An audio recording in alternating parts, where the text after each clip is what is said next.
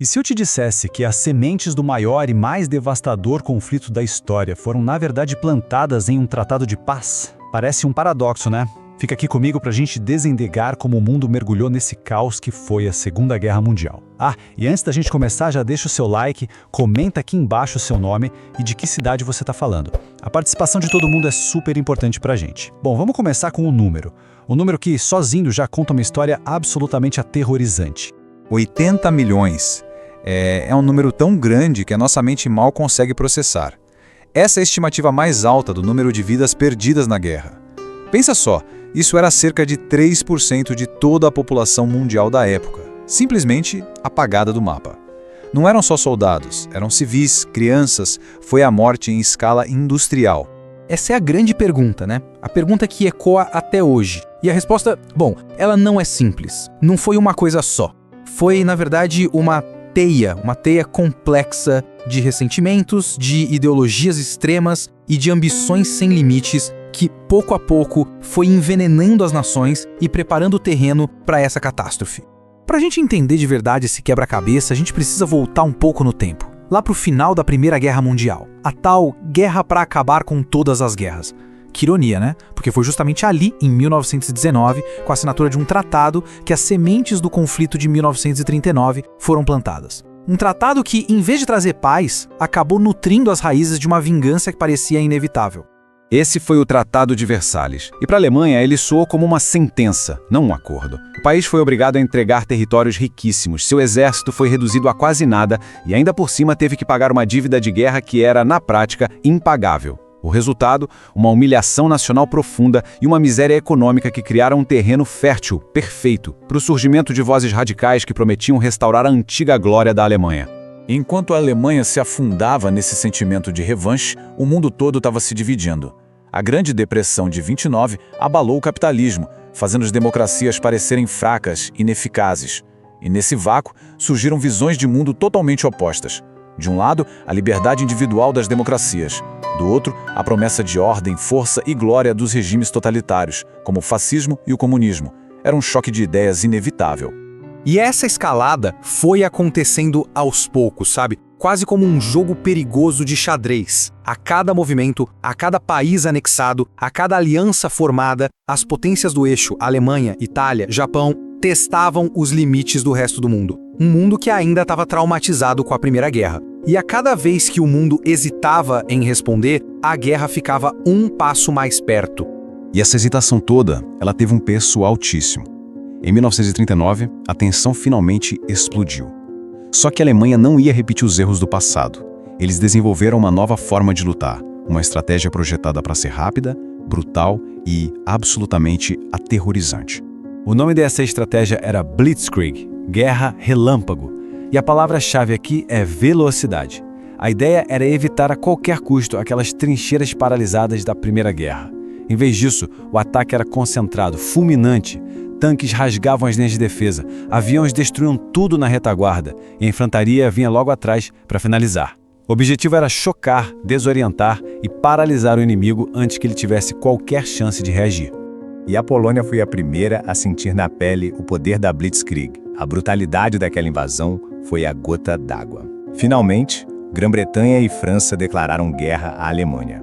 E assim, apenas 20 anos depois do fim da guerra para acabar com todas as guerras, o mundo estava, de novo, mergulhando no abismo. O que aconteceu em seguida foi simplesmente chocante. A Blitzkrieg parecia um rolo compressor imparável. Em questão de meses, a Alemanha dominou quase todo o continente. A queda da França em junho de 1940 foi um golpe duríssimo que deixou a Grã-Bretanha praticamente sozinha, como a última barreira contra a máquina de guerra nazista. Naquele momento parecia que a escuridão tinha vencido. A vitória do eixo parecia só uma questão de tempo. Mas, como a história sempre nos mostra, o excesso de confiança, a arrogância, costuma ser o começo do fim. E em 3 momentos-chave, em 3 frentes de batalha distintas, a maré da guerra, lentamente, começaria a virar. Cada um desses eventos foi um divisor de águas.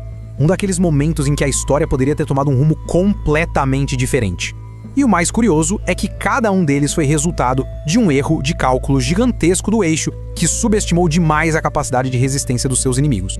O primeiro grande erro veio do próprio Hitler, quando ele resolveu trair seu pacto com Stalin. A Operação Barbarossa, a invasão da União Soviética, foi a maior operação militar da história, um monstro de aço e fogo. Mas Hitler subestimou 3 coisas: a imensidão da Rússia, a brutalidade do inverno russo e, principalmente, a determinação de um povo lutando pela própria sobrevivência.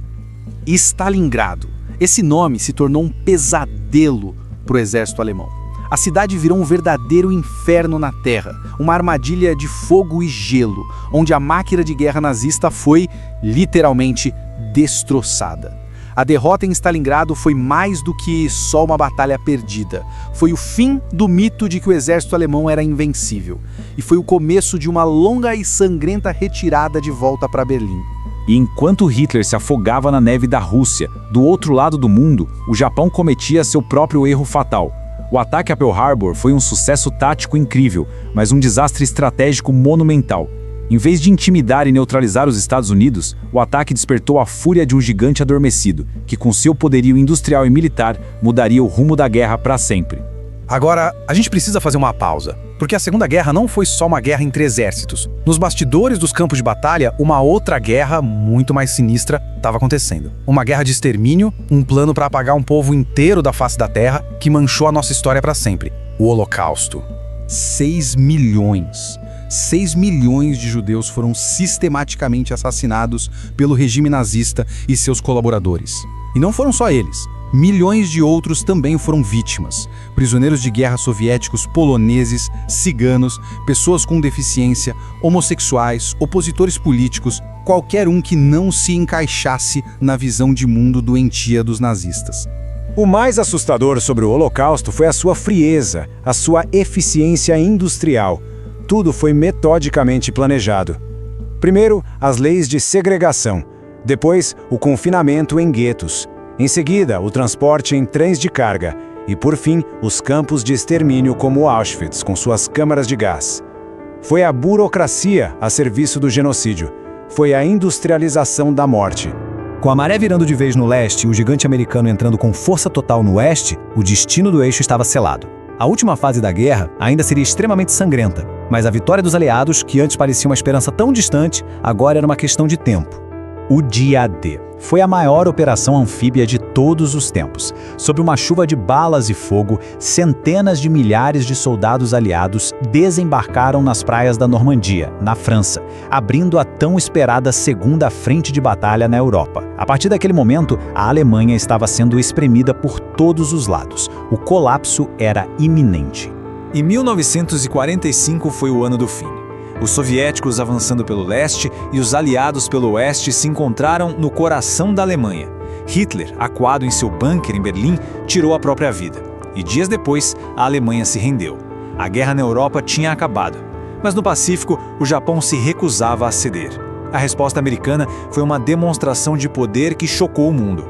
As bombas atômicas sobre Hiroshima e Nagasaki, que forçaram a rendição japonesa, inauguram uma nova e aterrorizante era nuclear. E das cinzas daquela guerra, um mundo completamente novo surgiu. Um mundo fraturado.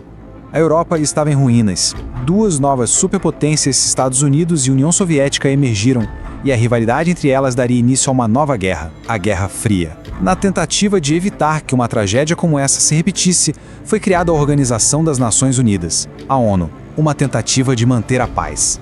A Segunda Guerra Mundial nos mostrou o pior da crueldade humana, mas também o melhor do heroísmo e do sacrifício.